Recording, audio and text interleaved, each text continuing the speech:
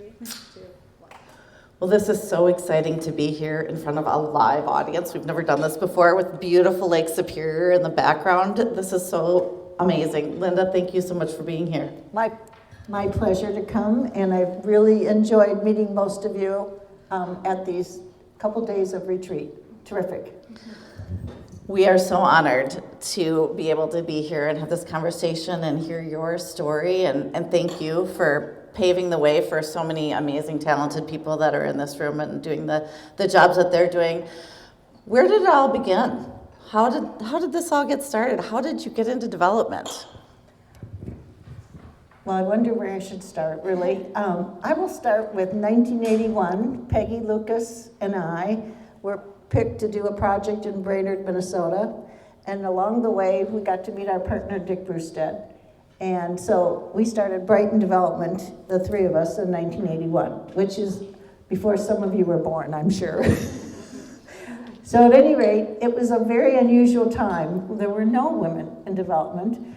And our business partner, Dick, really truly took a lot of ribbing from his male friends.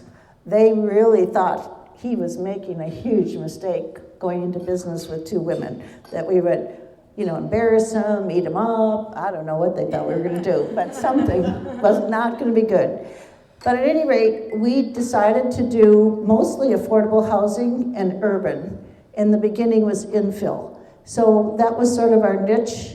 We did a lot of affordable housing, and to the point where people thought we were affordable housing developers that were a not-for-profit, but we were a for-profit. We just didn't look like a not-for-profit. So that was the beginning, 1981. And in 1991, we did start a not-for-profit, and I'm very proud that it's still going. And it's called Trellis now, and it has a really big portfolio. So I think it's a really, that was a really smart idea. It was pretty much driven by Dick, but Peggy and I were on board, and they've been doing terrific work. And then along the way, people found out about Brighton when we started doing some high-profile condominiums along the river. We've done other properties, but the ones along the river, the North Star, the Stone Arch, the Mill City Museum, and Humboldt, and then across the street, Park Avenue, and we call it SAMA, St. Anthony Mills Apartments, really became the first time people really knew who we were, that weren't our bankers or our architects or our contractors, outside. And I think it was really our opportunity to be those urban pioneers, to bring people back downtown, to live in upscale housing in the city and bring their talents.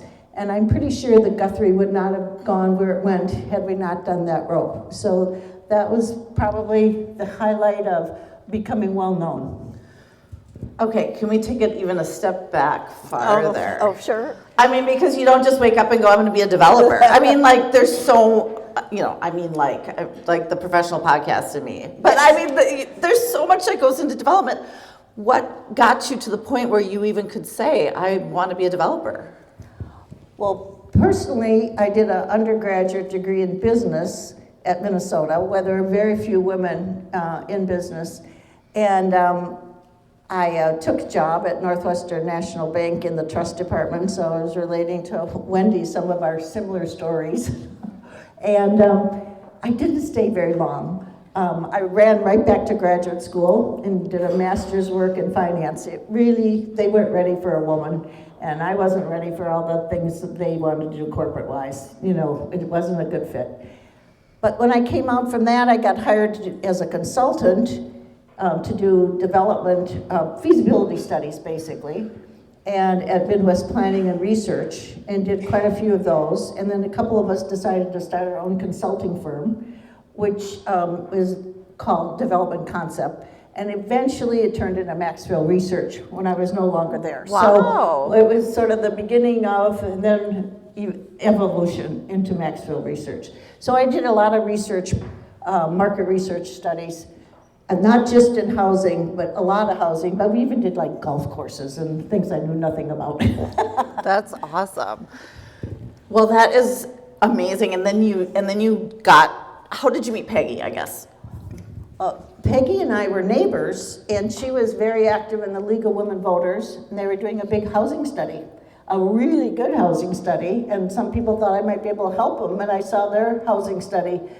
The League's housing study was really a class act, looked really good, and so that's how we met, and so we did a proposal.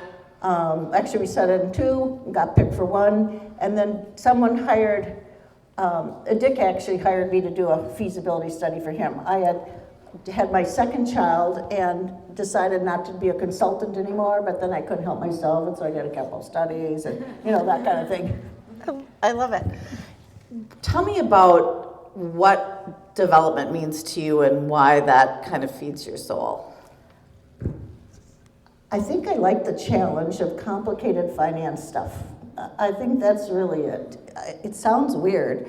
The affordable housing is way more complicated to do than the market rate housing. There's more risk maybe in the market rate housing, but the complexity, I told this to someone, when we did the St. Anthony Mills apartments, there were, I think, 11 levels of financing to do 93 units. And they were, at the time, the Business Journal was giving an award for the most complicated project. And I said, well, we're winning. I mean, there's no one who's got more financing than that. And I think it's the complexity of it. It was like a little puzzle. And we were talking about that before. You work really hard to get all the financing together to do affordable housing.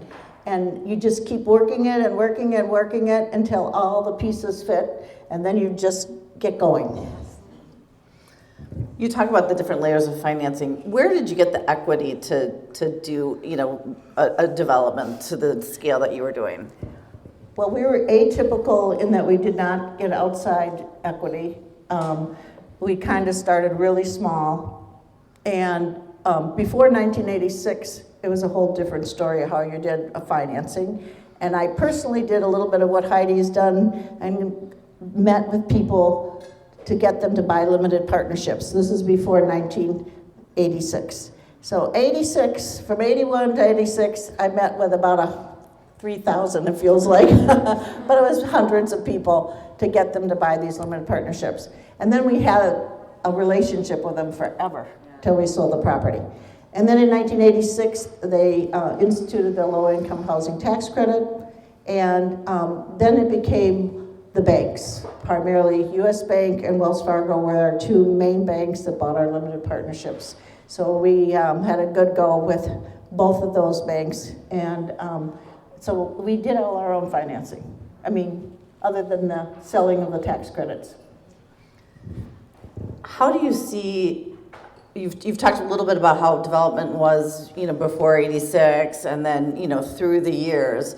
How did it change and how did you have to adapt for all of those changes? Well, 86 was a big surprise. I would say it's sort of like right now when no one knew this was coming.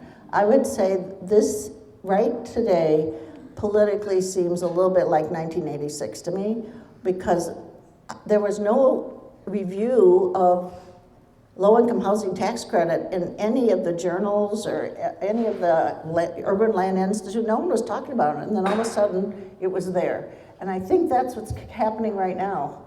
It's a very disconcerting to not be able to look forward and say, this is the way we're going to do stuff. And so then we had to figure out how to sell tax credit for affordable housing. And we went down a couple silly paths until we got to the right path. But I think we did the first one in Minneapolis. And what was it about affordable housing that you were drawn to? I think our company was drawn to urban. We didn't do suburban. There are a lot of suburban developers, and most people, Minneapolis was in a kind of a tricky time in the 80s. There was busing for schools, and people were not happy, and there was white flight and all sorts of things going on. And I think we had the territory to ourselves when nobody else wanted to go to all the neighborhood meetings, and they were going for the easier path. So we did first we did affordable housing, and then I say we did unaffordable housing.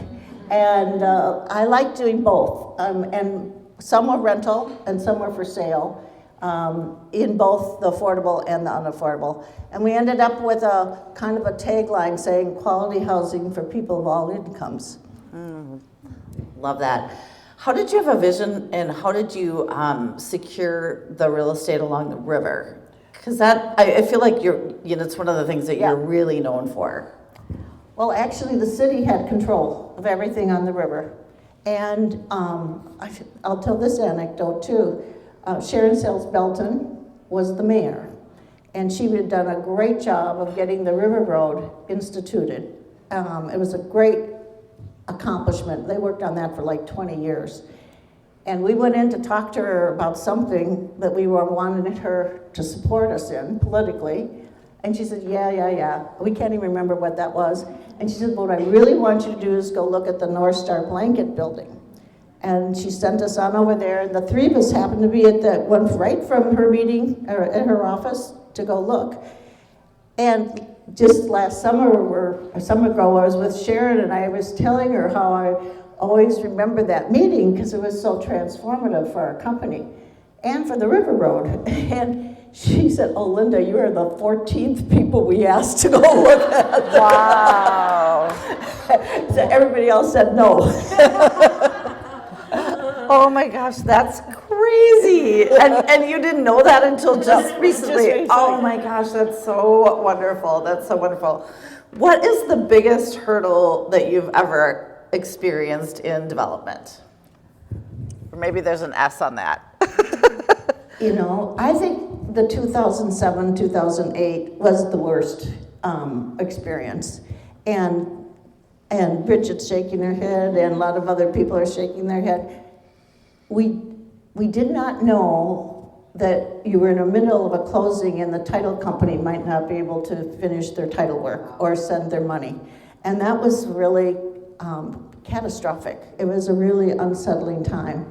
And I think that was the toughest time. And quite honestly, I think that we worked the hardest to take care of what was in our portfolio to make sure we survived that time. And some of the really big players did not survive. There was a lot of foreclosures and et cetera. And we managed to not have anything like that. What, I feel like during that time, my experience was that, if you dealt with the problems head on and you went for it, that you could solve some of those problems, but there were a lot of people that sat on their hands or were in denial. As a partnership, and you were kind of a small team, what was the skill sets that helped you get through those challenging times? My business partner, Peggy, would say tenacity. That was her word. We were just really tenacious. And we just decided to work on each problem as it came up, and we just bulldozed ahead. I think that's the only thing that I can say. We're in a group of women here, and, without just completely leaning on, women, your experience as being one of the very first developers, female developers, you've got a couple of stories, I think, that, are something that we may not experience or that our kids may not experience because of the paths that you've created for us. Well, one story I like to tell was our first two closing at Minnesota Housing Finance Agency. Peggy and I and Dick all had to be there.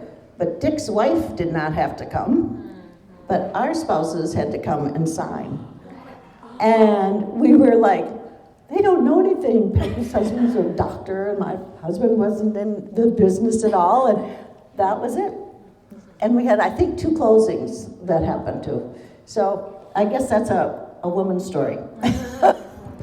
Yeah, it really was an unusual time. There was, lots of things that we can't even picture now. Banks did not want women signing papers. Right. And it was not that long ago. You're a young lady, and it happened within your lifetime, right? So, is there one project that you're the most proud of? we had this discussion, and I think the one in hindsight, if you've been on East Hennepin in Minneapolis, along East Hennepin, we did the oldest historic buildings, and for some reason, the city staff did not want to cooperate with us, and it was very odd. So we went forward with historic buildings that were there before the city was the city of Minneapolis.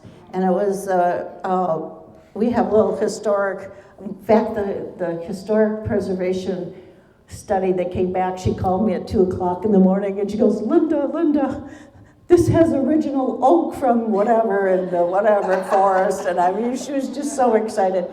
But it preceded the city of Minneapolis, so it was before there were building permits issued. And it was, if that hadn't happened on East Hennepin, I think all of that historic district, the fabric of it would have been changed to a parking lot. And they didn't even allow us to let our contractor go into the building before our closing. We had to stay outside and make a guess as what this is going to cost us. That's how they were not happy with us. Wow, I can't even imagine. Like, wow. One of the things that you said that you really love about real estate is that you can just go around and touch it. And, do you miss the day-to-day in development? Like, what do you miss the most? Well, I do like the teams. We have really, really good teams. I think we liked relationships. We worked over and over with a lot of our contractors. I see one here in the audience. And a lot of our architects were repeats. Our lawyers were repeats. Our bankers were repeats. So we got to be friends in addition to have these special people bring their skills. So I think that's what I really enjoyed that. We had a lot of people we worked with for 30 years, kind of thing. And then they retire and you go, really? So I think that's the part we liked. We really liked, that was the creative part. And I think the creative part was not only the financing, but the architecture and the contractor part all contributed to the creative energies to pull it together. There's a lot of younger faces, if I can say so, from where I sit in this room, and some really amazingly talented women in this room that are changing the landscape. I'd love to hear some advice that you would have of things you've learned or how you learned them, and what kinds of things that you did to overcome the fears and the complexities of development. Well, I think the best thing is having a really good team. I think teamwork in development is just essential.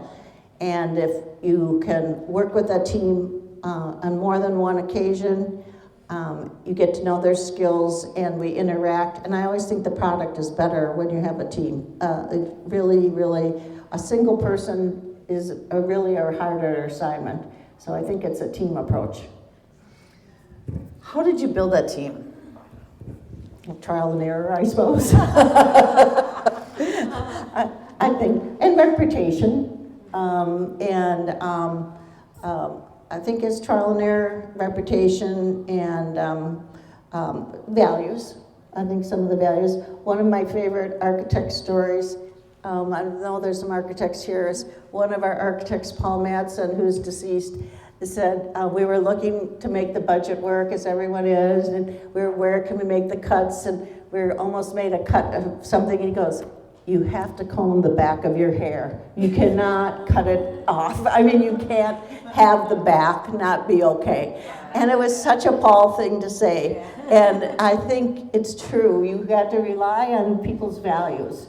You could maybe not put in something, but you couldn't dig into the real architecture story or what they wanted to do. You had to figure out more financing if it was affordable, or something else, make it a smaller project. That's one of the things you could do. Did you have a mentor when you were, I mean, would you call someone in the business a mentor? I think Dick and Peggy and I mentored each other. I think that was where, because, and some of our team members also, the teams that we work with. I don't know, we didn't have a Helen Brooks. Yeah, right? Yeah. What about how did you just persevere? And you said tenacity, but how were you so sure about what you were doing that you could keep things moving forward? Well, that's a tough question. I think when we started a project, this is one of the things that I usually did the purchase agreements to buy the existing properties. And for a long time, I said, we might not get it done in the time frame you want it done, but we'll get to the end. That was our kind of our track record. I don't think we ever, for 20-some years, had a purchase agreement that we signed and worked on that we didn't eventually do the project. So I think it is just the slog of one foot in front of the other, or problem solving.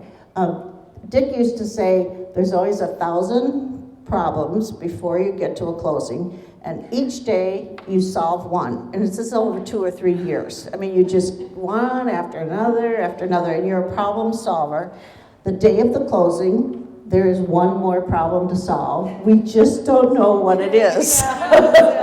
And that is what you do as a developer. Then you solve that problem. If you knew, you would have solved it already, you know. So you just keep on going down the path and have to solve all those problems. Okay, I feel like we've all gotten so much great advice here, but let's just do one final, sum it up to what would you suggest that everybody does tomorrow to be as successful as you have been? My God. Well, I would say follow your passion, work with people you like, find relationships. I'm a relationship person, I think, in financing, and tell them as straight as you can and follow your true path. There's a lot of people in real estate that don't do that. Yeah. There's a lot, and I think we were unique in that respect, that when we had problems to solve, the whole team got together and would solve them. And I don't think that happens with all the developers in the world. I think it's pretty much, I think that's what I would say. Get a team you like, solve your problems, and work it. Let's give Linda a big round of applause for this live performance. Thank you so much. You did a fabulous job.